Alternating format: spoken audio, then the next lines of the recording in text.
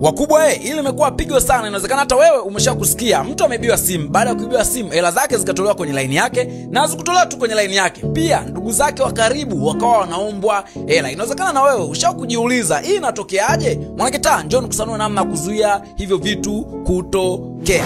Hii ni risk sana mwanakitaa. Ikitokea mpoteza simu au umeibiwa simu, wanachokifanya mara nyingi, hayo majina ya ndugu zako wanayapata kwenye line yako, na sometimes wanaweza kutumia hadi kureset baadhi ya passcode. Na ukumbuke kwamba OTP nyingi zinakuja kwenye line yako. Sasa namna kuzuia mwanakitaa ni kitu rahisi sana, even though watu wengi huwa wanachukulia kwamba huo ni ushamba au ni vitu vya zamani, kwa sababu zamani wakati tunajifunza kutumia simu za button, wengi wetu tulikuwa tunatumia kitu ambacho kinaitwa pin au sim pin, yani line yako inakuwa na pin yake. Ila sasa hivi kwa sababu ya utandawazi wengi tunaona ni ushamba, ila hapo mwanakitaa ni muhimu sana. Ikitokea mtu hata ameiba simu yako au ameokota, akitoa line yako akaweka kwake, pia haitoweza kusoma mpaka aweke zile pin. Kwa hiyo unakuta yeye mpaka anaendelea kuhangaika mwanakitaa. Wewe ni rahisi sana, unaweza ukawa tayari umeshai-renew line yako. Bila kufanya hivyo mwanakitaa, tegemea chochote. Kitokea mpoteza simu au umeibiwa simu, wataweza kuibia watu wako wa karibu, au wakaweza kuiba hela ambazo ziko kwenye account yako, hata kwenye benki pia, kwa sababu kumbuke OTP zinatuma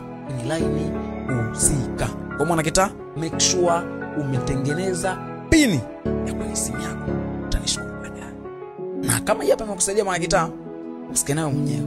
Make sure umetufollow, umesave posti, umeshare na mshikaji wako, mwambia kwamba simkitaka tusanua, simkitaka tisha no.